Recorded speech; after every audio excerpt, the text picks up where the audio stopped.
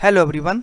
आज के वीडियो में भारतीय संविधान यानी इंडियन कॉन्स्टिट्यूशन से रिलेटेड टॉप 25 क्वेश्चन मैं इस वीडियो में लाया हूं और इन सभी प्रश्नों को हम सभी मॉक टेस्ट के जरिए कवर करने वाले हैं। ये सभी प्रश्न जो है किसी भी प्रतियोगिता परीक्षा के लिए काफ़ी ज़्यादा इंपॉर्टेंट है। ऐसे प्रश्न है जो बार बार प्रतियोगिता परीक्षा में रिपीट होते रहता है, तो आप वीडियो को कंप्लीटली देख के इन सभी प्रश्नों को आप जरूर कवर कीजिए।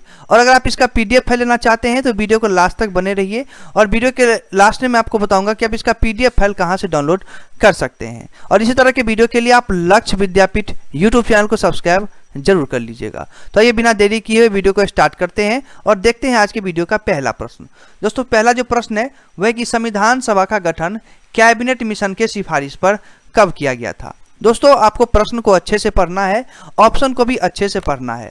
अगर आपको समय नहीं बच पाएगा तो आप वीडियो को स्टॉप कर लें, मगर प्रश्न और ऑप्शन को अच्छे से पढ़ें और करेक्ट जवाब देने का पूरा कोशिश करें।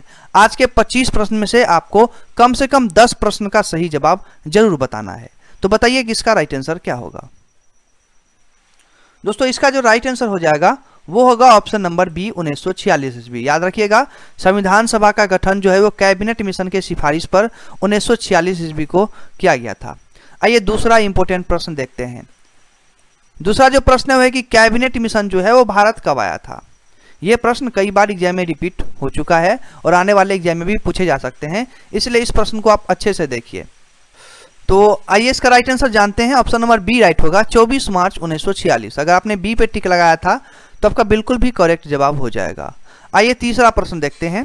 तीसरा प्रश्न है कि भारतीय संविधान की जो प्रस्तावना है वो किस देश के संविधान से लिया गया है। चलिए इसका राइट आंसर जानते हैं। चलिए, अगर आपने इस प्रश्न का सही जवाब ऑप्शन नंबर डी पे टिक लगाया है तो आपका करेक्ट जवाब हो जाएगा।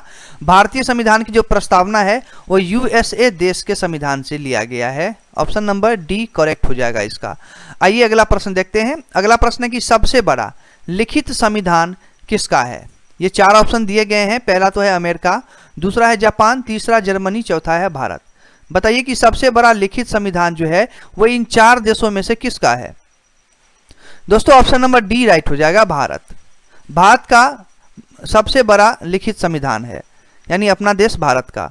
अगला जो प्रश्न है कि झंडा दिवस जो है वो किस तिथि को मनाई जाती है। झंडा दिवस जो है वो 22 जुलाई को मनाई जाती है, याद रखिएगा, प्रत्येक वर्ष।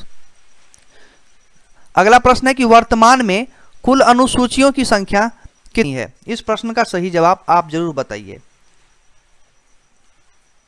दोस्तों, वर्तमान में जो कुल अनुसूचियों की संख्या है वो कुल कितना है, तो 12 है। याद रखिएगा इसको।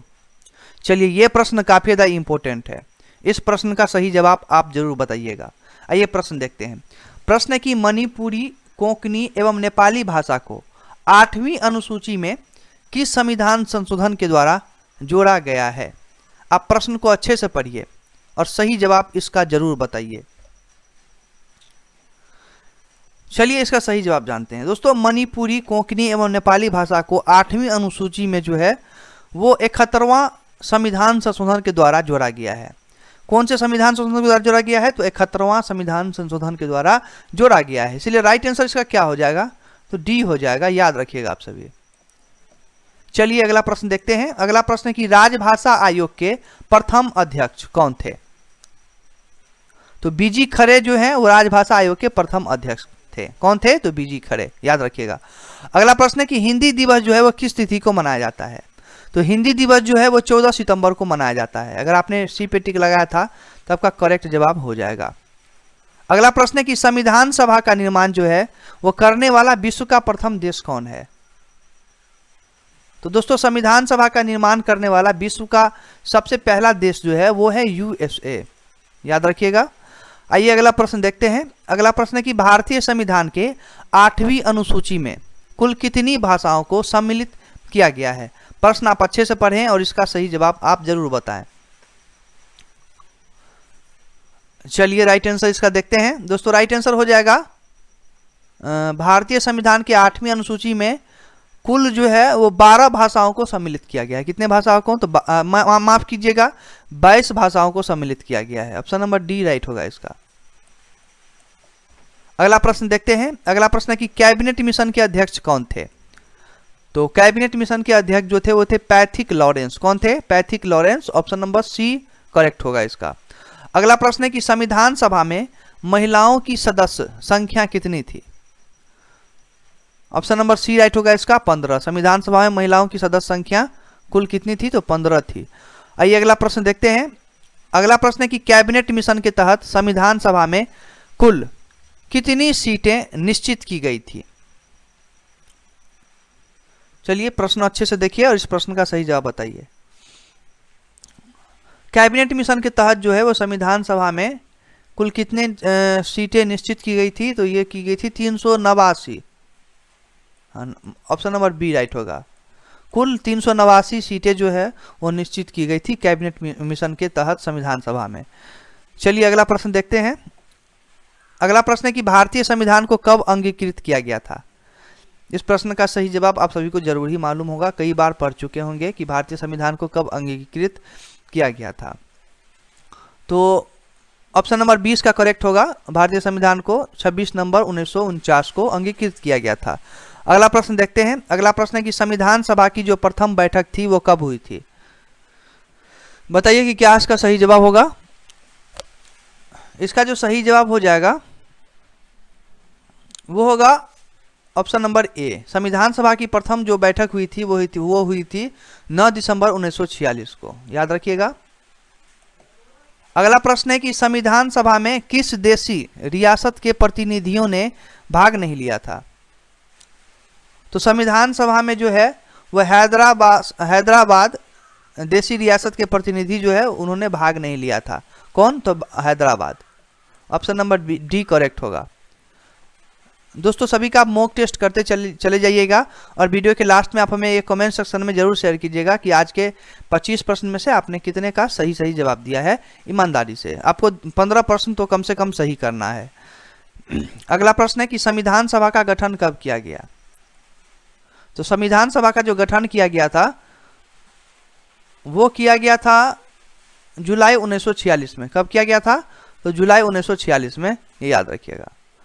19 नंबर का प्रश्न है कि अंतरिम सरकार का गठन कब किया गया? तो अंतरिम सरकार का जो गठन किया गया था वो किया गया था 2 सितंबर 1946 को। कब किया गया था? तो 2 सितंबर 1946 को, याद रखिएगा। ऑप्शन नंबर ए करेक्ट जवाब हो जाएगा।